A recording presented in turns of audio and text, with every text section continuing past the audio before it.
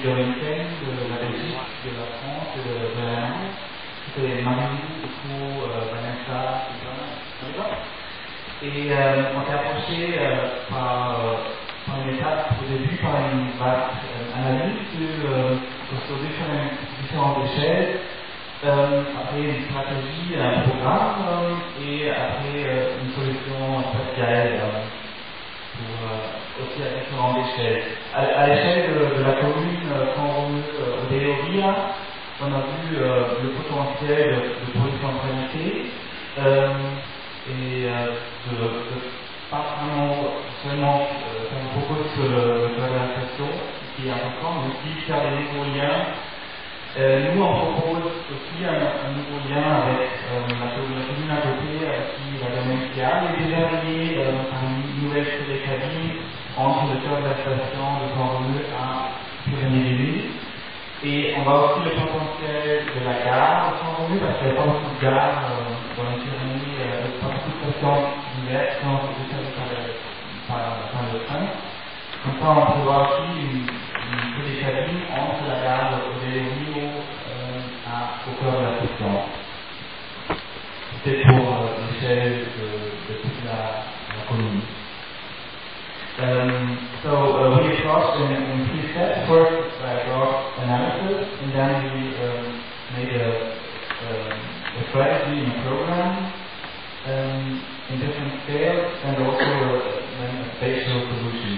And on the scale of the community Font-Romeu-Odéovia, we saw that there's big potential with the polycentrality of the community. So we thought not only considering all the views on the center of the station, but also looking at the Odéovia and also making new links to other communities, for example, to Pyrénées-des-Nuits, where the ski area is already linked.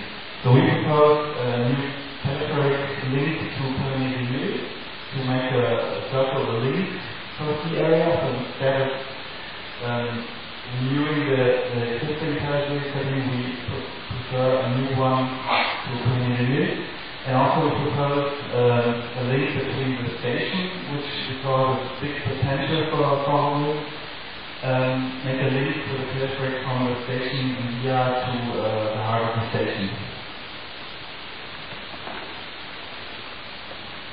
We performed an analysis trying to identify the strength, the opportunity, the weakness, and the threats in terms of environment, socioeconomic, and context criteria.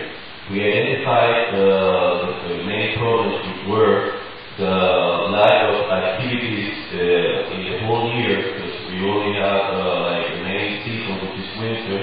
We also identified a circulation problem, which is increased in the high season in winter.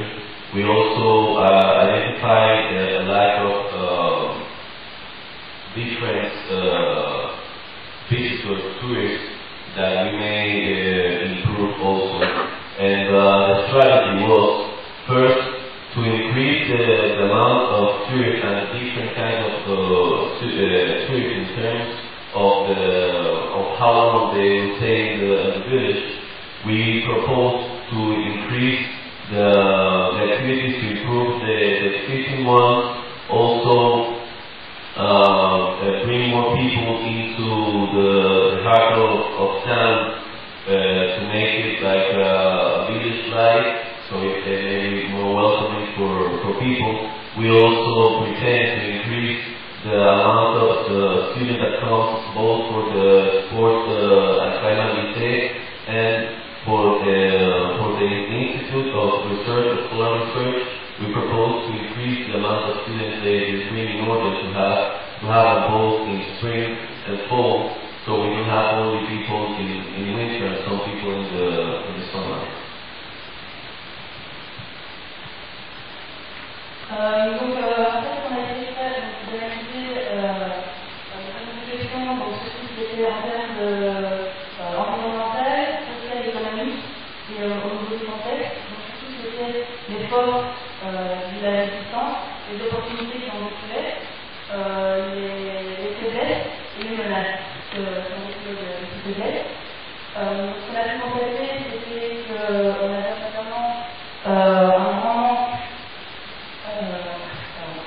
un grand nombre d'activités qui étaient faites tout au long de l'année. Donc c'était probablement l'activité principale qui était faite en hiver et puis tout qui était fait en été. Comme disait de la circulation, c'est un petit peu pareil, on a des petits problèmes au niveau de la circulation, donc de voitures, très peu d'arrêts, beaucoup de passages. Par là, on a tout simplement essayé de recentraliser un petit peu les choses, de rendre le centre piéton et de sécuriser les gens vraiment vers le centre du village. Également, excusez-moi, donc pour ça, on a essayé de penser un maximum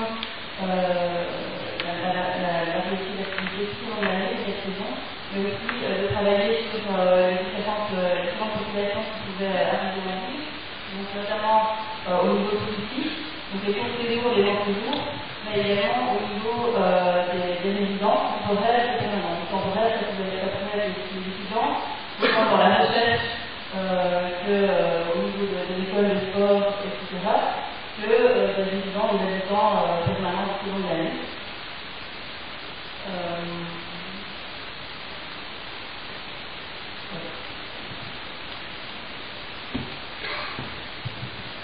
Et on peut passer au deuxième panneau, s'il vous plaît.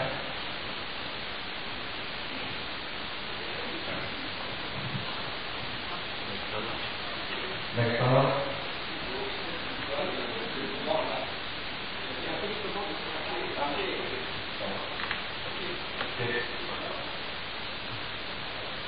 Ok, donc en fait, pour être plus concret au niveau du centre-ville, on a fait un zoom sur le centre-ville.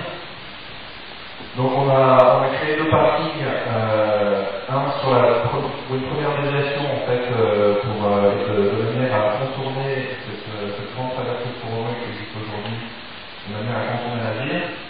Et on a créé une deuxième déviation au cœur de la ville, de manière à rendre le centre-ville, l'avenue et la rue Mayol complètement soutenues, avec uniquement un accès pour les véhicules de sécurité et les livraisons des commerces.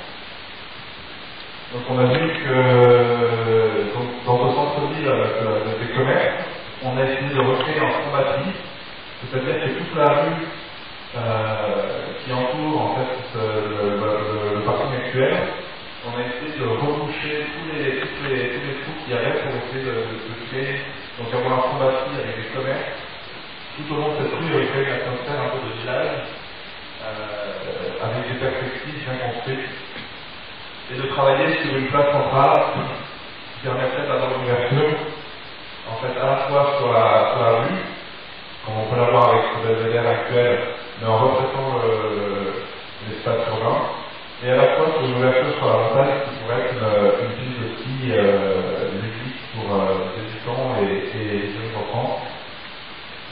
Nous avons aussi travaillé sur un quartier de logement, donc là où nous avons essayé de travailler sur la mixité, donc retrouver des logements aussi bien pour la construction avec accès à la propriété pour les habitants de Couronneux, mais à la fois pour des résidences gérées par les opérateurs et les hôtels, qui pourraient être desservis par les deux rues actuellement disponibles, il y a même à l'école actuelle. Nous avons aussi décidé de mettre l'espace sportif un peu à l'extérieur de la ville, et pour nous en fait c'était un endroit idéal pour bénéficier d'une vue assez intéressante et avoir un cadre plutôt à l'écart d'une ville et plutôt reposant. À côté d'un futur hôtel 7 étoiles, on s'est dit que ça pourrait être un beau moyen d'avoir un espace aquatique sur ce plateau, à la place en fait de l'actuel centre sportif et du coup en fait le nouvel équipement pour combiner à la fois un centre sportif et à la fois un centre aquatique.